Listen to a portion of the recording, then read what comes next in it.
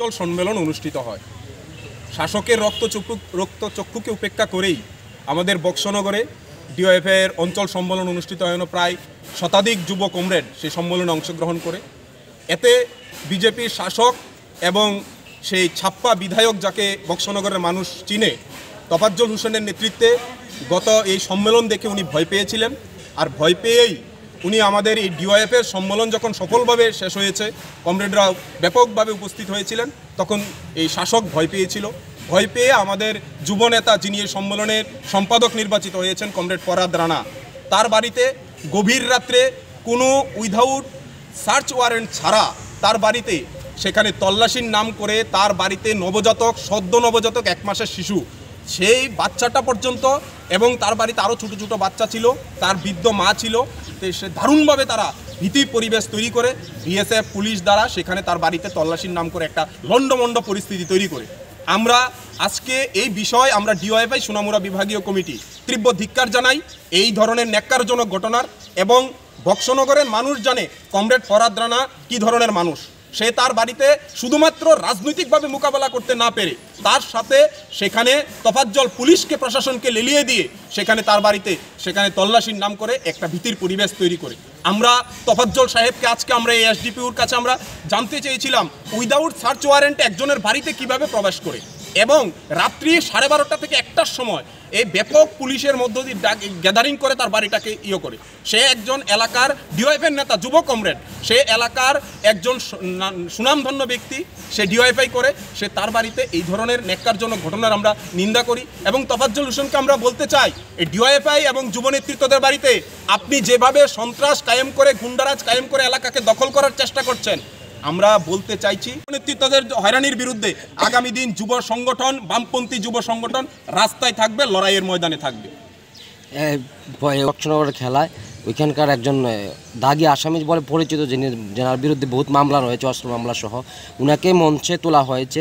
তো এক জায়গায় যিনি অভিযুক্তরা মঞ্চে থাকে, আপনাদের মতো নেতাকর্মীরাদেরকে পুলিশ হয়রানি করে, তো পুলিশের ভূমিকা আপনারা কী দেখছেন? দেখুন, আমরা এও শুনছি বক্সনগর থানাটা উনার এখন একটা আসরে পরিণত হয়ে গেছে। বিধায়কের এখন বক্সনগরের থানাকে হাতের মুঠোর মধ্যে নিয়েছেন। আমরা বলছি যে এই ধরনের ন্যাক্কারজনক কাজে পুলিশ নীরব দর্শকের ভূমিকা গ্রহণ করছে বক্সনগর থানা। আমরা বলতে চাইছি এই ধরনের ইলিগ্যাল কাজগুলি বক্সনগরে চলছে, বক্সনগর থানা নীরব দর্শকের ভূমিকা পালন করছেন। তারা বিধায়কের কাঠের পুতুল হয়ে রয়েছেন। আমরা পুলিশ প্রশাসনের কাছে আমরা অনুরোধ জানাবো, আপনারা এই রাজ্যের মানুষ, আপনারা এই রাজ্যের সুনামধন্য পুলিশ অফিসার ছিলেন। রাজ্যের বামফ্রন্ট সরকার থাকার সময়ে আপনারা পুরস্কার নিয়ে এসেছিলেন। আপনাদের যে খাকির যে সম্মান, খাকির ঊর্ধ্বের যে সম্মান, এই ঊর্ধ্বের সম্মানটা আপনারা দেবেন আমরা বিশ্বাস করি। কারণ আপনারা দলদাস নয়, কারণ আপনারা প্রশাসক, আপনারা জনসেবা দেওয়ার জন্য আপনারা এই সেই খাকি ঊর্ধ্বটা আপনারা গায়ে দিয়েছেন। আমরা আপনাদের বিশ্বাস করি আপনারা এই যারা গুন্ডা, যারা সন্ত্রাস, যারা নেশাকারবারী, যারা চিনি পাচারকারী, তাদের থেকে ছেড়ে সুন্দর জায়গায় ফিরে আসার জন্য, মানুষকে সেবা দেওয়ার জন্য আমরা বলছি। আর আপনি ব্যস্ত রয়েছেন, আমরা বলতে চাইছি এই ধরনের কাজ থেকে আপনি বিরত থাকুন। কারণ মনে রাখবেন, ডিওএফআই লড়াই করে নেশার বিরুদ্ধে, ডিওএফআই লড়াই করে সকল বেকার যুবকের কাজের দাবিতে ডিওএফআই লড়াই করে। কারণ ডিওএফআই কোনো অন্যায়কে প্রশ্রয় দেয় না, ডিওএফআই অন্যায়ের বিরুদ্ধে লড়াই করে। মানুষের ঐক্য একতা, হিন্দু মুসলিম জাতি উপজাতি ঐক্য একতাকে রক্ষা করার জন্য ডিওএফআই লড়াই করে। এই লড়াইকে ভাঙবার জন্য তোফাজ্জল হোসেন নেতৃত্বে গত এই 1 তারিখ এই বক্সনগরে ঘটনা ঘটেছে।